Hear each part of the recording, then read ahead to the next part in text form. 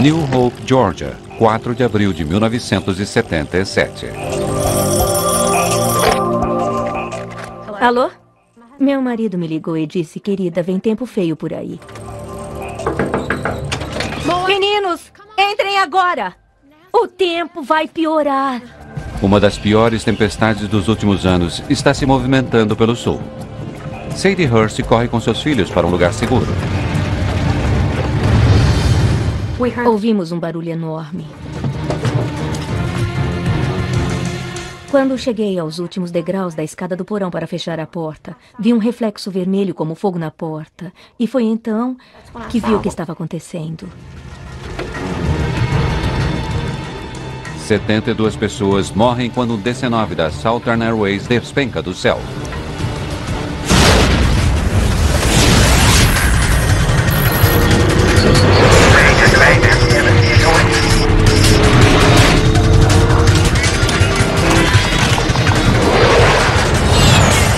Mayday, desastres aéreos.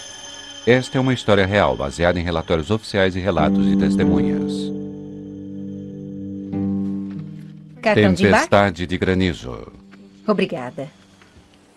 Boa tarde, senhor. Boa tarde. Posso ver seu cartão de embarque? Claro. 4 de abril de Ao 1977, final do Huntsville, corredor, Alabama. à direita. Tenha uma boa viagem. Obrigado. Cartão de embarque? 81 passageiros embarcam no voo 242 da Southern Airways, um DC-9 com destino a Atlanta, na Georgia. Muitos deles são militares de bases próximas dali. O comandante Bill Mackenzie e o copiloto Lyman Kill estão transportando passageiros pelo sul dos Estados Unidos o dia todo. De quem é a aterrissagem? Minha não, disse o comandante. Ignição, senhor. Normalmente, os pilotos trocam as tarefas em dias longos como esse. O copiloto Lyman Kill pilotará o avião nesse trecho do voo. Ele é um experiente piloto da Marinha e está com a Southern Airways há 4 anos. Antes de sua última decolagem, a tripulação recebeu um relatório sobre o tempo para os aeroportos ao longo de sua rota. Parece que tem uma das boas a caminho.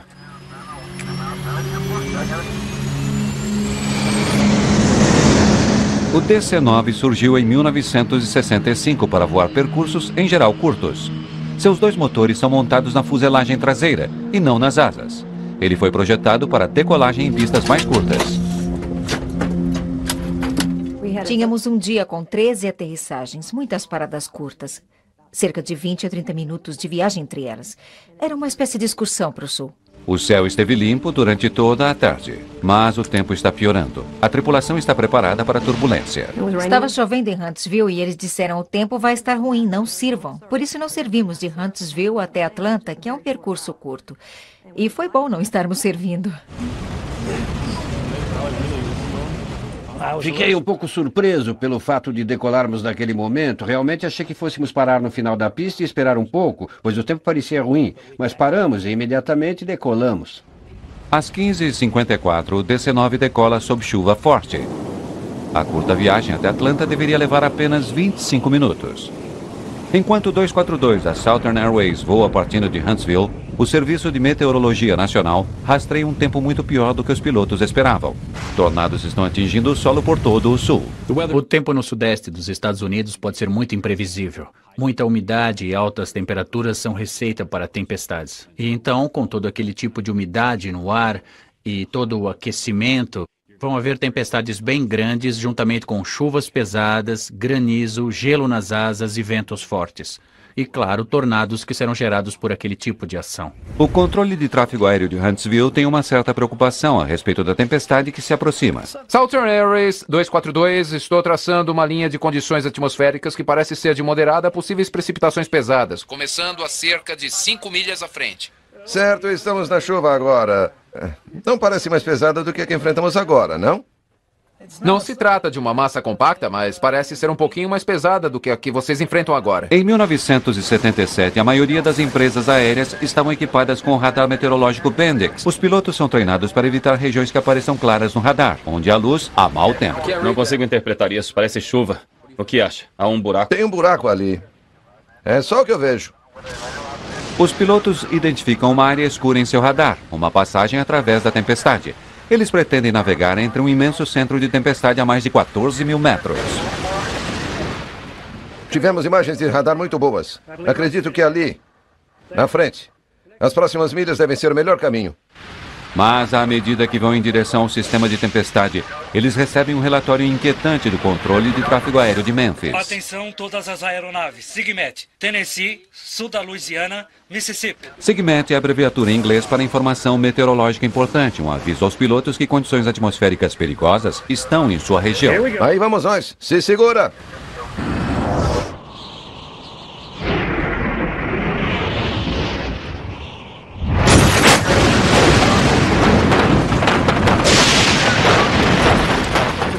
De repente, a tempestade fica muito pior. Nunca ouvi um granizo provocar barulho tão alto e a batida nas laterais do avião o tornava ensurdecedor.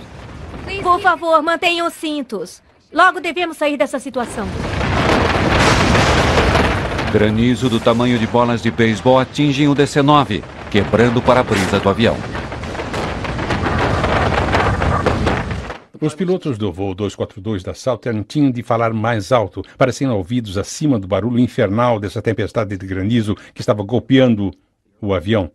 Eles nunca tinham passado por nada assim antes. Por onde? Atravessamos aqui ou saímos?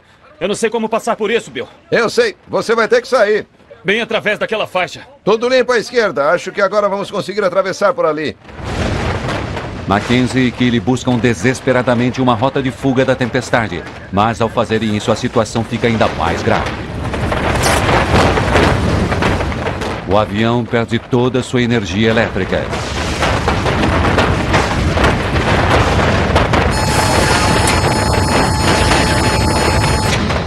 Sem energia, Keely tem de manter o avião nivelado, sem um horizonte artificial. Mas rodeado por nuvem espessa, é difícil encontrar um horizonte. É quase impossível para Lyman Keely conseguir manter seu rumo. Southern 242, qual sua velocidade? O controle de tráfego aéreo de Atlanta tenta fazer contato com o Southern Airways. Eles não recebem resposta. Southern 242, qual sua velocidade? Voltou. Voltou, Bill. Voltou. Voltou.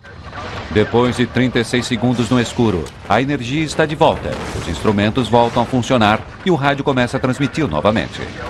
O controle de tráfego aéreo finalmente consegue falar com Mackenzie e Keely.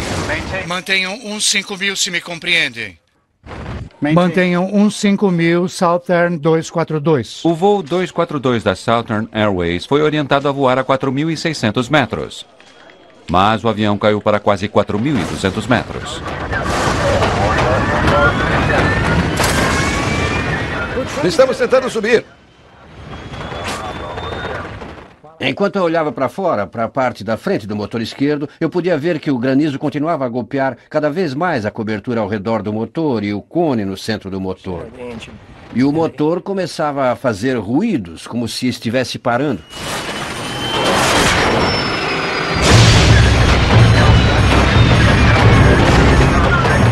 Certo. 242. O para-brisa acaba de ser quebrado. Vamos tentar voltar para 15. Estamos a 14. Southern 242, disse que está a 14 agora.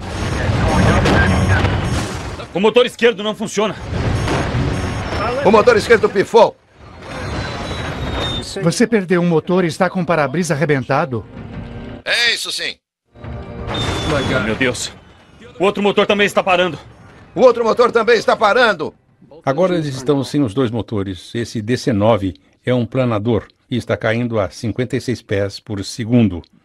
Eles estão a 14.000 pés. Eles não têm muito tempo. Lyman Keely ajusta seu curso para levar o avião para fora da tempestade. O comandante Mackenzie precisa dos motores funcionando novamente, ou eles terão de fazer um pouso de emergência. Voltaremos a seguir com Desastres Aéreos no Nat Geo.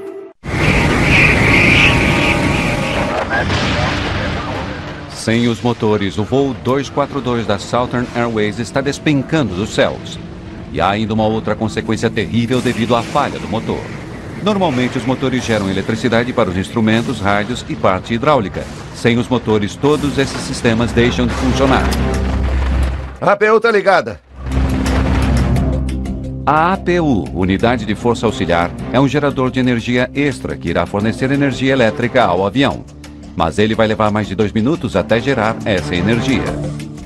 Quando o segundo motor parou, eu não tinha consciência do que estava acontecendo ao meu redor. Eu estava tão concentrado em tentar descobrir um meio de me salvar, eu sabia que às vezes a cauda se partia em um acidente, e achei que quanto mais para trás eu conseguisse ir, melhor. Aí vamos nós. Depois de 2 minutos sem sistemas, a unidade de força auxiliar finalmente começa a funcionar. Os pilotos podem não ter motor, mas pelo menos agora eles têm energia. Perdemos os 2 motores. Dá para vetoriar para o lugar mais próximo?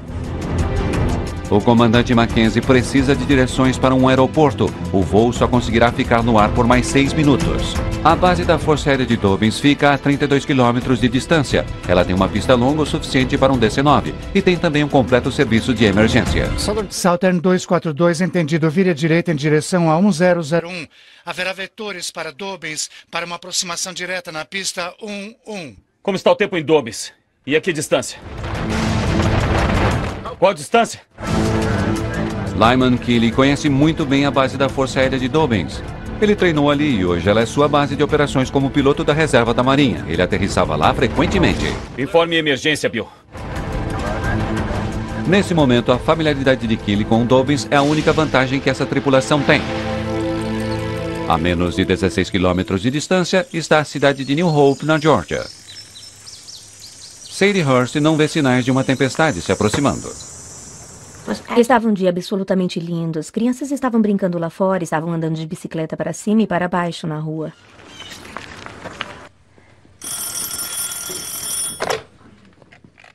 Alô?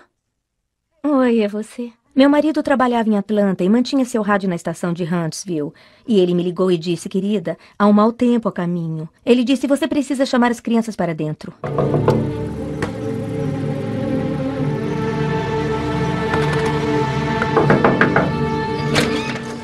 Meninos, vamos entrar agora. O tempo vai ficar feio. Entrem agora. Tudo bem, lanternas e pilhas, Stephen. Em geral, os tornados chegam com mau tempo, sabe, nuvens escuras, chuva e granizo, mas não vimos nada disso. O voo 242 da Southern Airways finalmente atravessa as nuvens de tempestade e está em céu limpo. O avião desce ininterruptamente através de 2.100 metros. Faça os motores funcionarem.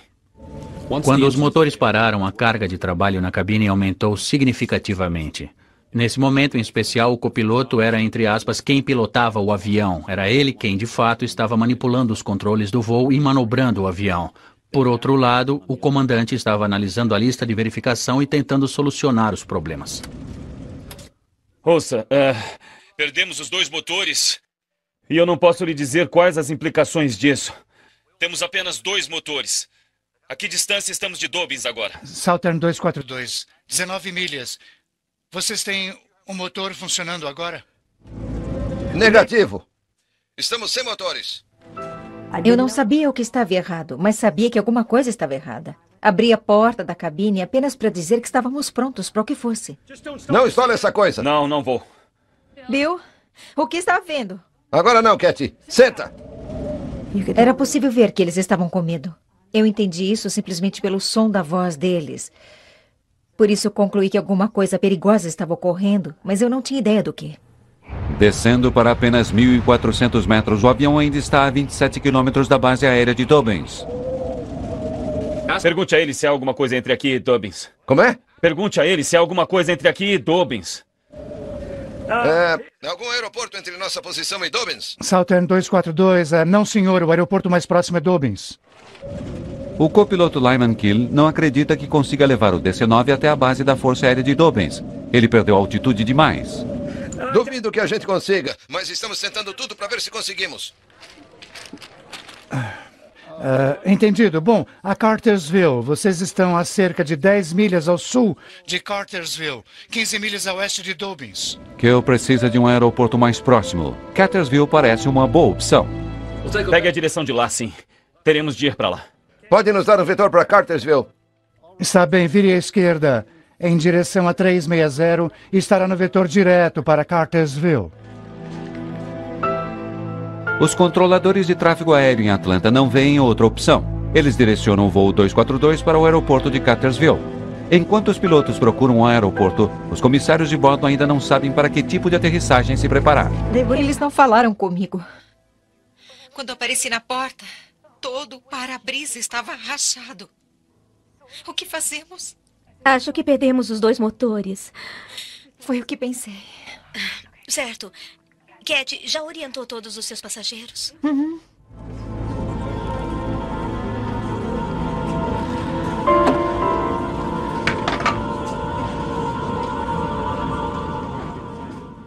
Percebi que eu estava em uma situação de emergência e senti como se fosse morrer. Mas resolvi que faria tudo o que eu pudesse para ter uma chance. Eu já tinha pego alguns cobertores e travesseiros e tirado meu casaco de couro do compartimento de cima da poltrona e fiz um abrigo para mim. O melhor que pude. Contornados na previsão do tempo, a comunidade de New Hope se prepara para um tipo diferente de perigo. Depois de algumas horas brincando lá fora, minha mãe nos chamou para entrar, pois o tempo iria piorar. Nós entramos em casa e minha mãe nos disse o que estava acontecendo e que tínhamos que descer para nos preparar para o mau tempo que estava a caminho. O voo 242 da Southern Airways perdeu altitude demais. Os pilotos chegam à conclusão assustadora de que no ritmo em que estão caindo, eles não chegarão a Cartersville. Eles precisam se preparar para aterrissar agora. Estou procurando um campo livre. Você precisa encontrar uma estrada para mim. Vamos para o próximo campo livre. Não, Bill. Estou vendo uma rodovia ali. Não tem carros. Bem ali, em linha reta? Não. Teremos de usá-la.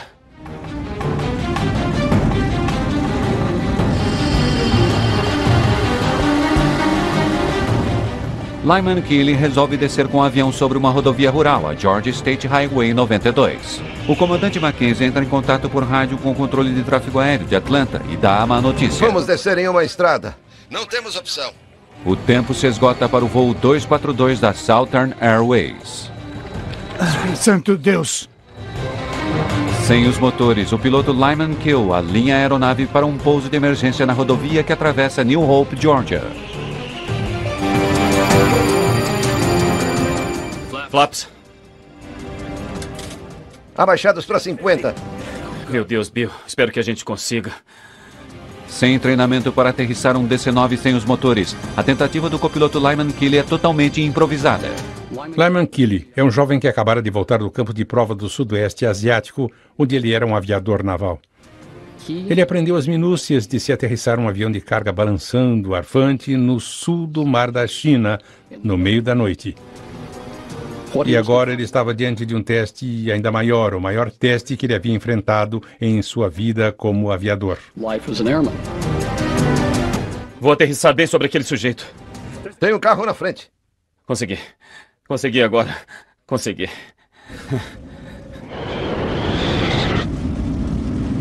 Preparem-se para o impacto!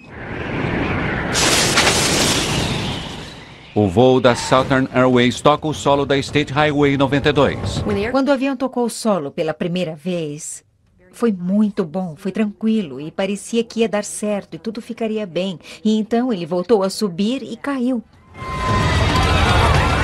O avião cai em New Hope. Antes que o avião parasse completamente, havia fogo saindo pela cabine. Senti meu rosto queimando, ainda que eu tenha tentado me cobrir com minha jaqueta de couro. Ouvimos um barulho enorme. Grandes partes do 242 da Southern Airways se espalham por toda a extensão de New Hope.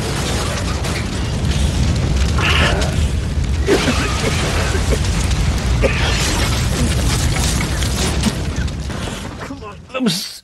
Droga! Consegui soltar meu cinto de segurança depois de algumas tentativas e me voltei para a parte de trás do avião e vi um foco de luz. Me levantei e corri até aquela luz.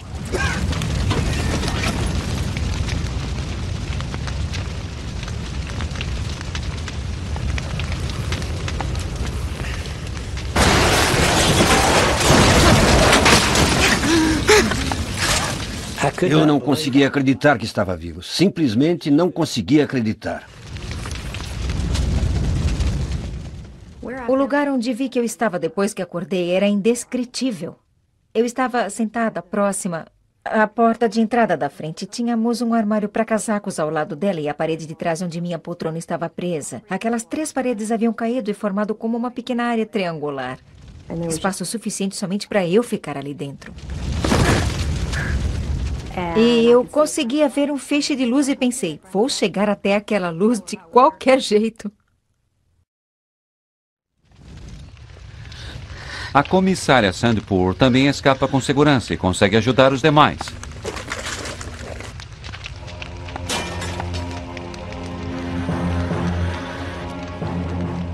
Os sobreviventes fogem dos destroços em chamas.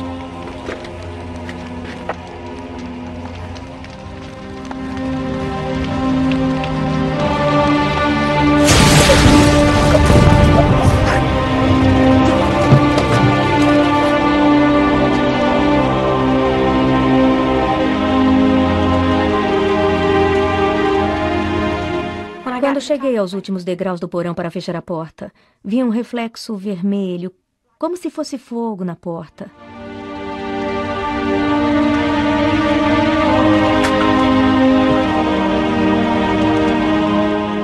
E foi então que eu percebi o que estava acontecendo.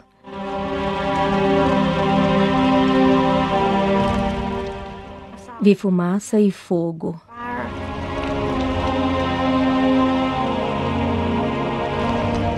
E as pessoas que vinham em minha direção, elas não gritavam, vinham em silêncio.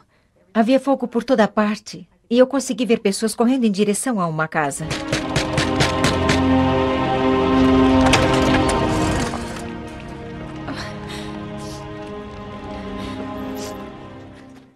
Eu preciso usar seu telefone.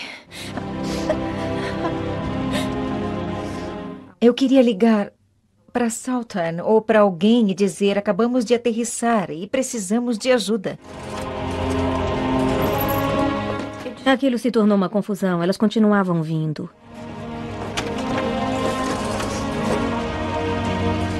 Você, ajude.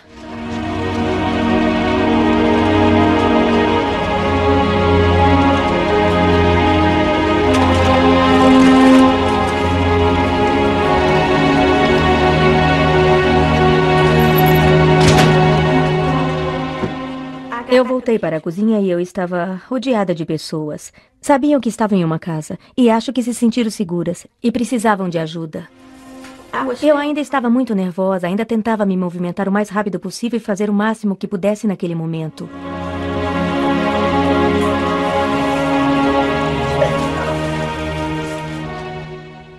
Eu vou me lembrar para sempre de ficar simplesmente olhando fixo para as árvores queimando. Pinheiros queimando e pedaços de avião. Era tão irreal. Eu nunca havia visto nada assim antes e nunca mais quero ver. 72 pessoas, incluindo os pilotos Lyman Keely e Bill Mackenzie, morrem no acidente com o voo 242 da Southern Airways. Os investigadores logo iriam desvendar uma série de trágicos erros e coincidências que levaram à queda do avião. Voltaremos a seguir com Desastres Aéreos, no Nat Geo. O voo 242 da Southern Flying caiu depois que o jato DC-9 perdeu os 2 motores. O avião havia acabado de sair de uma violenta tempestade de granizo em um voo de Huntsville até Atlanta. Eu vi o avião quando veio guinando para baixo e atingiu o topo das árvores. A princípio achamos que fosse um tornado. Veículos, pessoas que estavam na loja e os veículos no pátio da loja foram atingidos. Uma família de 7 pessoas morreu na hora quando o avião atingiu seu carro. Eles estavam saindo da loja no momento em que o avião tentava aterrissar na rodovia. E então, acho que atingiram as bombas de gasolina e elas explodiram e tudo ao redor ficou em chamas. Na verdade, eles estavam no carro e morreram quando houve a explosão e o incêndio. Investigadores do Conselho Nacional de Segurança nos Transportes chegam em questão de horas no acidente. Esse é o segundo grande revés para os registros de segurança da Southern Airways. Em 1970, o voo 932, levando o time de futebol da Universidade Marshall, caiu em West Virginia. Todos a bordo morreram.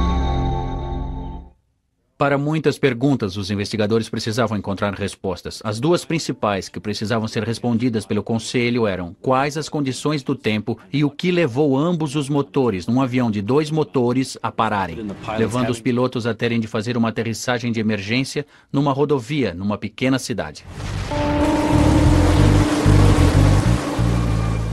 A tempestade que o voo 242 atravessara fora monstruosa.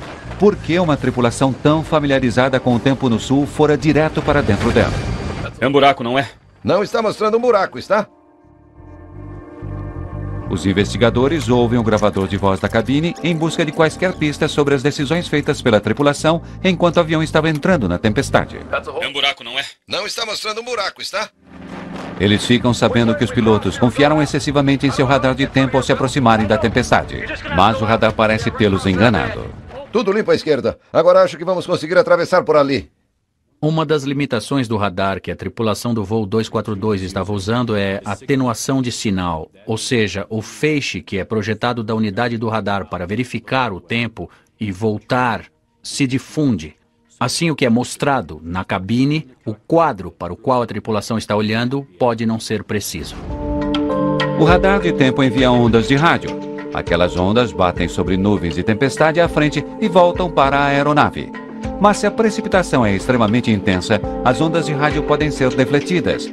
A unidade de radar pode, então, interpretar a falta de retorno das ondas como um caminho limpo à frente. Essas imprecisões são difíceis de serem decifradas, e se a tripulação está dependendo tão somente ou em demasia do radar para guiá-la pela precipitação, ela pode estar tomando decisões que não se baseiam em informações precisas. A tempestade que envolve o 242 da Southern Airways é uma das piores a atingir os Estados Unidos em 3 anos.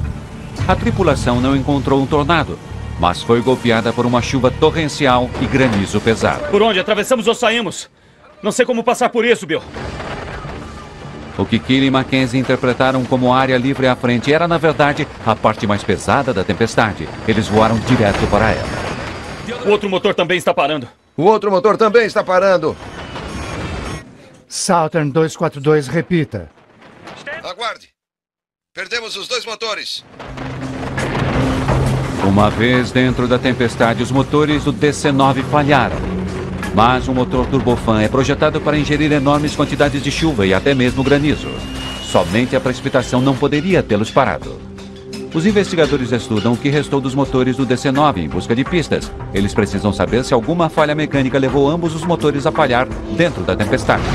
Bem, inicialmente eu fiquei intrigado em saber como 2 motores poderiam estar envolvidos na causa desse acidente. Mas eu estava ansioso para chegar até lá e ver os motores eu mesmo, a fim de descobrir se havia algum tipo de falha visível nos motores. Pratt & Whitney, a fabricante dos motores, designa Al Weaver para assessorar a investigação do NTSB. Os motores são levados para o aeroporto de Atlanta para uma inspeção mais rigorosa. E quando eles levantaram os motores na direção vertical, no hangar, eu pude ouvir o tilintar e vi pedaços caindo no chão através da parte da frente do motor. Eu me aproximei e peguei aqueles pedaços e na hora os reconheci como parte do conjunto de pás do autocompressor bem no interior do motor. Al Weaver descobre que os pedaços que caíram do motor eram pás quebradas do compressor. Os motores precisam de ar pressurizado para a combustão. 2 compressores separados dentro do motor são feitos de dezenas de pás de aço. As pás, girando rapidamente, forçam o ar para a parte de trás do motor. O ar pressurizado é inflamado na câmara de combustão, criando potência. Weaver percebe que as pás do compressor do voo 242 estão seriamente curvadas ou com fadiga. A maneira como estão curvadas diz a ele que elas foram danificadas quando o avião estava no ar e não quando atingiu o solo. E sabemos que aquela ação de fadiga e o tipo de fadiga que pudemos observar a olho nu é causado pela sobrecarga contínua do motor. Uma sobrecarga ocorre quando o fluxo de ar através de um motor é interrompido. A pressão aumenta entre os compressores e não atrás deles. Sem a pressão traseira, o ar da câmara de combustão se movimenta para a frente do motor. O motor logo perde potência. Em seguida, os investigadores precisam descobrir se a sobrecarga repetitiva foi provocada pelo fato dos motores terem aspirado grandes quantidades de chuva. Quando o motor ingere chuva, ele tem de convertê-la em um gás antes que possa ser bombeada para fora como escape. Esse processo usa energia e torna o motor mais lento. Os investigadores concluem que, com tanta chuva a ser convertida, os motores não conseguiram manter potência suficiente para o funcionamento dos geradores. Isso causou a primeira interrupção de corrente elétrica, mas não explica por que os motores pararam completamente. Al Weaver quer saber se o mero volume de chuva que os motores foram forçados a ingerir poderia ter provocado a falha dos motores. O mesmo modelo de motor usado no 242 da Southern Airways funciona com até 14% de água para ar. Motores a 3/4 de potência.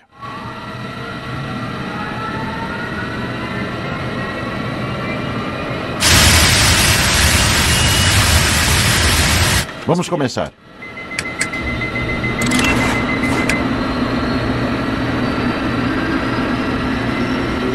Os investigadores chegam a lançar chuvas com nível de monção contra o motor. Eles o fazem funcionar desde parados até força total. Certo, é isso. Desligue. A chuva não era suficiente para provocar o tipo de sobrecarga que destruíra os motores do voo 242. Obrigado, senhores. E o motor funcionou normalmente. Nenhuma anormalidade. Por isso achamos que não poderíamos imaginar um tipo de tempestade que lançasse mais água no motor. Estávamos indo na direção errada pensando em mais água. O teste de ingestão de água leva os investigadores a um outro suspeito. É um buraco, não é? Não está mostrando um buraco, está? Granizo.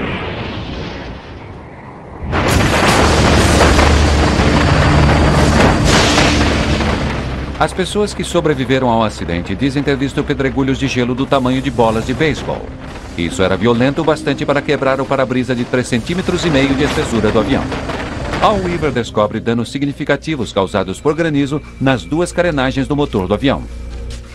Começando na parte da frente do motor, percebemos que a carenagem da entrada e o corpo central, que faz a livre circulação do fluxo de ar que vai para o motor, que são partes da estrutura do avião e feitos de alumínio, estavam todos amassados nos dois motores. E aquilo nos levou a suspeitar que a existência de granizo poderia ter contribuído para o acidente de forma significativa. Weaver sabe que seria preciso uma força muito forte para danificar as resistentes pás de metal do compressor. A partir do exame da parte mecânica dos motores, sabíamos que o granizo em si não causara qualquer dano ao motor. Ele apenas amassou o lado de fora da cobertura sobre o motor. Uma precipitação pesada e uma carenagem danificada podem ter interrompido o fluxo de ar para o motor e provocado uma sobrecarga, mas isso não deveria destruir um motor. Weaver suspeita que enormes pedaços de pedregulhos de gelo podem ter bloqueado um desvio vital nos motores do avião, as válvulas de sangria. Quando a pressão aumenta entre os dois compressores, as válvulas de sangria devem abrir automaticamente para liberar aquela pressão e liberar a sobrecarga. Se as válvulas de sangria estivessem bloqueadas, a sobrecarga nos motores teria persistido. Quando os motores começaram a ter uma sobrecarga, o que o piloto deveria ter feito era puxar os manetes de volta para liberar tal sobrecarga.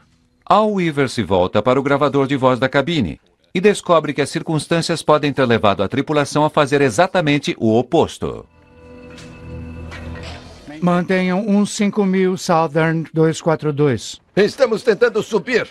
Weaver fica sabendo que a tripulação foi orientada a subir enquanto estava no centro da tempestade. Mantenham 15000, se me compreendem. Mantenham 15000 Southern 242. A fim de subir, o comandante teve de aumentar a potência para seus motores, o que teria tornado a situação ainda pior.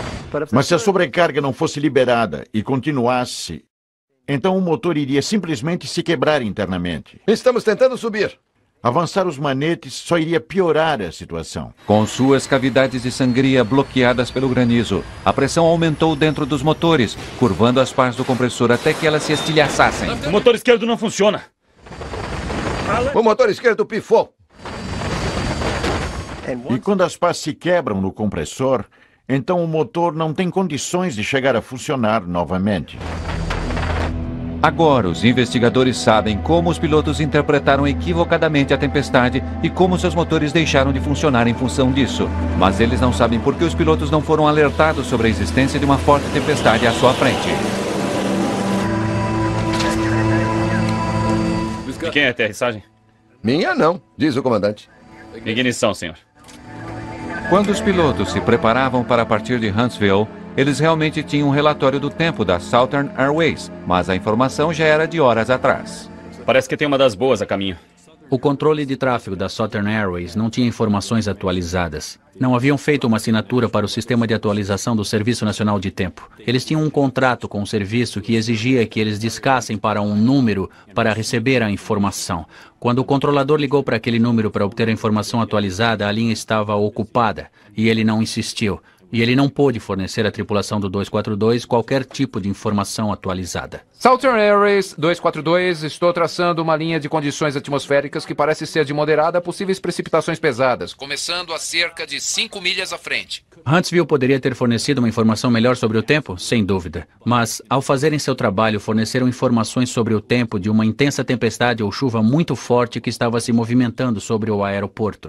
Eles só eram realmente responsáveis por cerca de 40 milhas náuticas. O que a tripulação do voo 242 tinha diante de si estava muito além de 40 milhas. Com poucas informações sobre a tempestade e tendo interpretado de forma equivocada seu radar de tempo, Bill Mackenzie e Lyman Keely voaram às cegas para o enorme centro de tempestade. A chuva pesada e o granizo avariaram seus motores. A tripulação resolveu que sua única opção era um pouso de emergência. Perdemos os 2 motores. Dá para vetoriar para o lugar mais próximo? Southern 242, entendido. Vire à direita em direção a 100. Haverá vetores para Dobbins para uma aproximação direta na pista 11.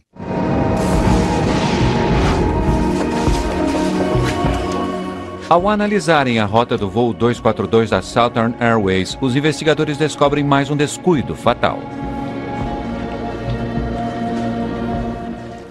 Do momento em que a tripulação percebeu que estava sem potência no motor até o avião tocar o solo, 9 minutos se passaram. Considerando a decisão crucial que a tripulação tinha que fazer, ela teve cerca de 7 minutos antes que resolvesse pela aterrissagem de emergência na rodovia. Consiga um vetor para um lugar desimpedido, Atlanta. Depois que os motores pararam, os pilotos fizeram uma volta de 180 graus em direção ao oeste, tentando fugir da tempestade. Aquilo os levou diretamente para longe da base da Força Aérea de Dobbins. A volta tira os pilotos da tempestade de granizo, mas os deixa ainda mais distantes de uma pista. Eles também perdem minutos preciosos de tempo de voo. Só quando os pilotos escapam da tempestade de granizo é que eles voltam novamente em direção a Dobbins. Algum aeroporto entre nossa posição e Dobbins? Southern 242, não senhor, o aeroporto mais próximo é Dobbins. Se eles tivessem mantido aquele curso para Dobbins, em vez de fazer a volta ou tentar encontrar outro aeroporto, teriam tido melhores chances de sucesso e, sem dúvida, um número maior de sobreviventes. Southern 242, entendido. Vire à direita em direção a 100. Haverá vetores para Dobbins para uma aproximação direta na pista 11. Quando Mackenzie recebeu as instruções, o 242 da Southern Airways já havia voado para longe de Dobbins por muito tempo. O avião estava simplesmente longe demais e voando baixo demais para chegar até lá. Informe a emergência, Bill. Mas houve ainda uma última oportunidade perdida para salvar o voo 242. Voltaremos a seguir com Desastres Aéreos no Nat Geo. Os investigadores ficam sabendo que no exato momento em que Mackenzie e Keely estavam indo em direção à base da Força Aérea de Dobbins, eles estavam exatamente sobre uma outra pista, a do aeroporto de Cornelius Moore. Achei que fôssemos aterrissar no aeroporto de Cornelius Moore, pois eu estava familiarizado com aquele aeroporto. Eu havia voado muitas vezes em nosso avião, indo e vindo entre Decatur e Atlanta. Os investigadores ficam sabendo que Cornelius Moore estava simplesmente fora do alcance do radar no controle de aproximação de Atlanta. Eles não sabiam da sua existência. Eles não podiam direcionar o 242 da Southern Airways para lá, pois não podiam vê-lo em suas telas.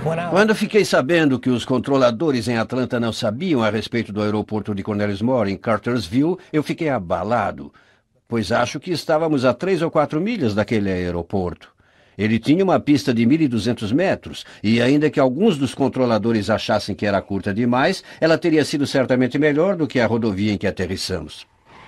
Eu fiquei realmente muito brava. Foi uma reação tão inútil. Sabe, foi uma perda tão grande de vidas. Fiquei triste. A investigação do NTSB concluiu que a falha catastrófica dos motores turbofan e a falha ao não se transmitir aos pilotos informações suficientes sobre a tempestade são as causas do acidente com o voo 242 da Southern Airways. O NTSB age imediatamente. Ele emite uma recomendação para que os sistemas de radar de condições atmosféricas a bordo dos aviões e nos centros de controle de tráfego aéreo sejam atualizados para melhor informar sobre as condições atmosféricas. Nos aviões comerciais de hoje, os pilotos têm um radar de condições atmosféricas em cores. Um radar que mostra a intensidade da precipitação em várias faixas de cores. O acidente com o 242 da Southern Airways também leva a uma melhor compreensão sobre como se deve lidar com os motores em grandes precipitações. Mais uma vez reforçamos para os pilotos a importância de não se permitir que o motor continue operando no caso de sobrecarga contínua. Se por alguma razão houver uma situação de sobrecarga, deve-se solucioná-la, pois se não o fizer e permitir que o motor continue operando, ele vai acabar quebrando. Em todos os acidentes aéreos, os investigadores tentam determinar se o acidente era evitável.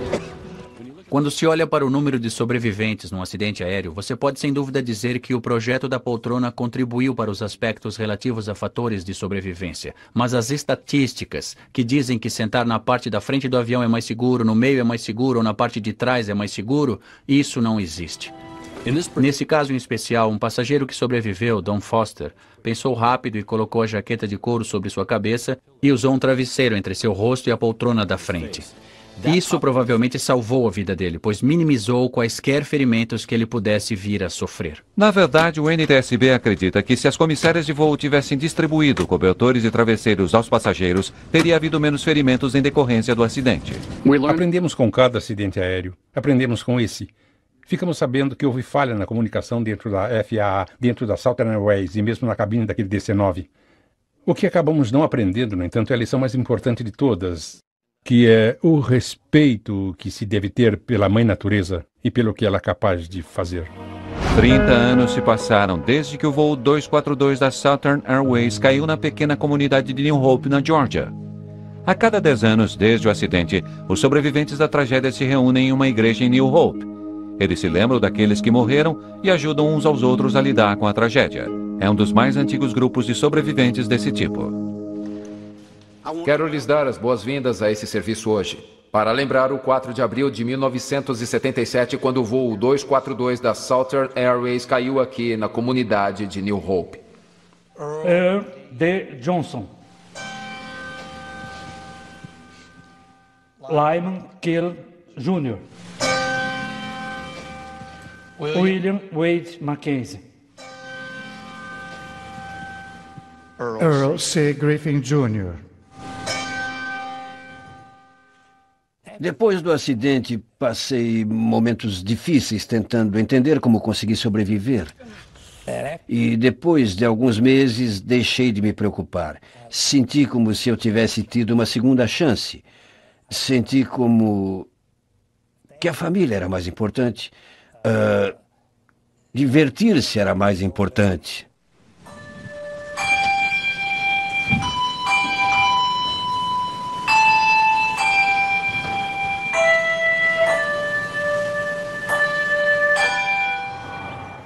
Foi uma enorme perda para nossa família, para minha mãe e principalmente para o meu pai. Eles perderam 2 de seus filhos e todos os seus netos, todos ao mesmo tempo. Até hoje posso sentir o cheiro, ouvir os sons e ver aquelas pessoas. Tantas coisas trazem de volta aquelas memórias. E a cada vez que isso acontece, as emoções voltam à tona. Você não as quer, você não as chama, mas não as detém. De certa forma, tenho tido uma vida boa por causa disso. Isso não faz sentido, mas aquilo me mudou para melhor. Eu acho que sou uma pessoa melhor e tive uma vida melhor, pois eu cresci depois do que ocorreu.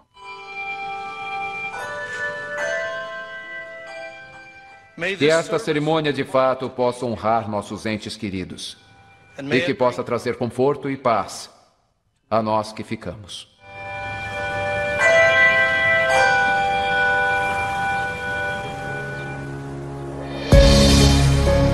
Versão brasileira Centauro.